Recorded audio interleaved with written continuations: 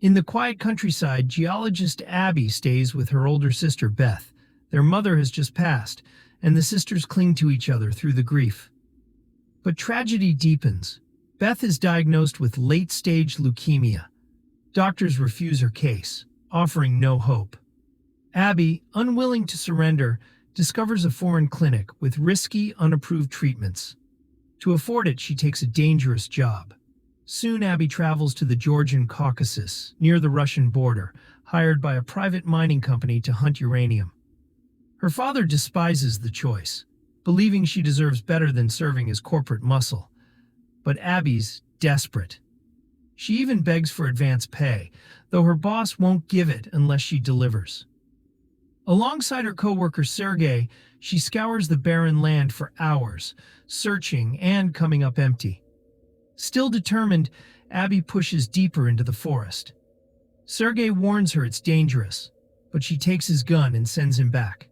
The woods echo with unsettling sounds, but her fear fades when she uncovers a strange black rock. Back at headquarters, tests reveal its temperature is abnormally high, though its nature remains a mystery. Her excitement is cut short by her father's call. He plans to bring Beth home, letting her die peacefully among family. Abby refuses, insisting she'll return to handle everything. Suddenly, the building shakes and lights flicker. Once it calms, she packs up and asks Sergei to get her to the airport. A helicopter lifts her out, pilots casually mentioning they'll skirt the border to remind the Russians of who owns the valley. Hours pass in the sky, until Abby notices birds flying impossibly high. But they're not birds. A vast black shadow crackles as it closes in.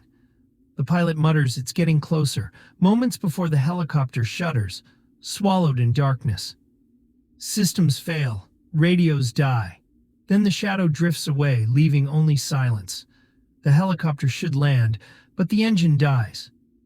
Abby straps in as the chopper plummets, gasping for air. She closes her eyes, thinking only of Beth, until everything goes black. When she wakes, she's bleeding inside the wreckage. One pilot is dead, the other barely alive. She bandages his wound, then stumbles outside, screaming for help. Silence. Back inside, he teaches her the emergency radio, but no one answers. A map shows the nearest road is impossibly far. Desperate, she burns crates to spark a signal fire. By morning, the second pilot is gone. Panic consumes her. She's alone in the wilderness. Dreaming of Beth's frail body jolts her awake again. Her fire's gone cold. Refusing to give in, Abby scavenges supplies, layers of clothes, a flare, a gun, and sets out south with only a compass. Then faint radio static. She runs back. The chopper's silent, but the sound comes from a radio on the dead pilot's belt. It dies before she can use it.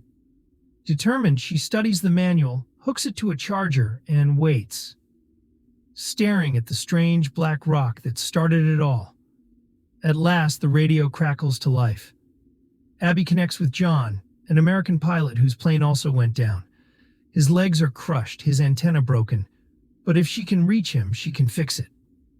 He spots a lake nearby, and Abby marks it on her map, setting off despite his warnings that this is occupied territory. As she treks through the wilderness, John keeps her company, asking about her work. Climbing a steep hill, Abby admits the truth. She's risking everything for her sister. Overwhelmed, she pauses, until John reminds her that one chance in a million is still hope. His words push her forward, even as memories of Beth begging her to let go resurface. The path grows harsher. When the climb becomes impossible, Abby circles around, unknowingly passing strange black rocks. By nightfall, she builds a small shelter in the forest. Rain douses her fire, but warmth stirs from inside her bag, the black rock pulsing beneath her touch. John reassures her not to feel ashamed of her choices. She realizes then, he's military, speaking from experience. Morning brings harsher cold. Abby trudges into a snow-filled valley, stumbling against the wind. At a river, she drinks and gathers strength, only to find herself surrounded by mountains. The only way forward is up. She climbs, slips, and crashes back down. John urges Abby to turn back. She can't save everyone. But she snaps, exhausted from hearing the same thing. All she needs is encouragement. Reluctantly, John concedes. It's her choice. With renewed grit, she peels off her gloves and climbs, bare hands gripping rock. For a while, she makes progress, until the wall leaves her nowhere to step. When she tells John, he responds coldly, "That's a shame. You were one of my favorites." Then silence. Confused, Abby calls for him, but there's no answer. She steadies her breath, remembering the black rock. Miracles don't exist, or so the doctor said. Yet here, her touch reshapes the stone. Tying it with thread, she anchors it into the cliff, using it as leverage to climb the final stretch. At the summit, the rock tugs free and returns to her hand. That's when she sees it. The shadow tearing through the sky, crackling. Through binoculars, lights glimmer in the distance, a military base. She builds a fire, arranges rocks into an arrow, leaving her trail. Hours later, John's voice returns, warning her to stop. Signals will only draw Russians, and they'll kill her. The fear makes her slip, tumbling down a rocky slope, injuring her leg. Frustrated with John's scolding, she cuts him off and treats the wound herself. Then, static. A Russian soldier nearby. She flees, limping through the snow with a stick as her crutch. In the forest, she finds abandoned buildings, ghosts of families lost in the invasion. Inside, she scavenges supplies, scraps for a fire, moldy bread she can't stomach, and medicine from a dusty kit. She bandages her hands, injects the drug, and clutches a photo of Beth.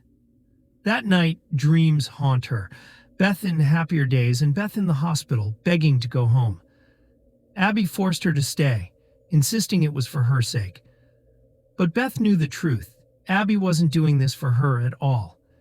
Abby was never doing it for Beth. She was doing it for herself.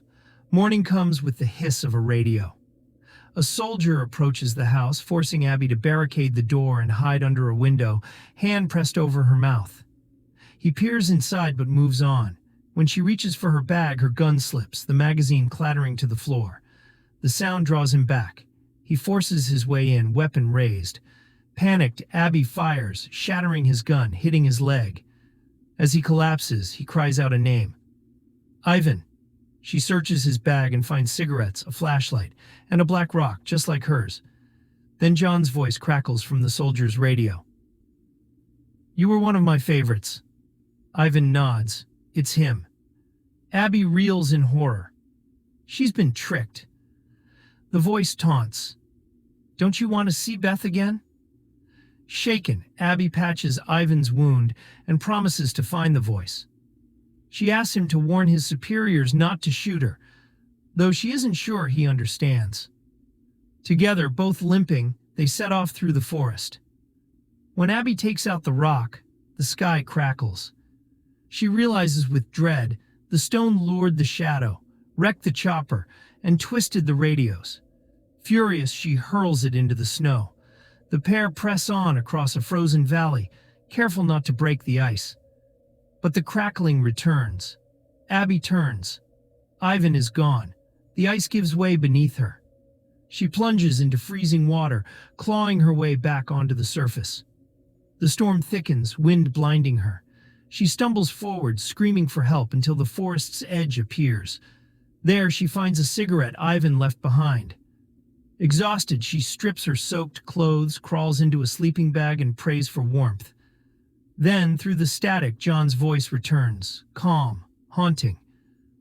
"The same thing happened to me, a long time ago."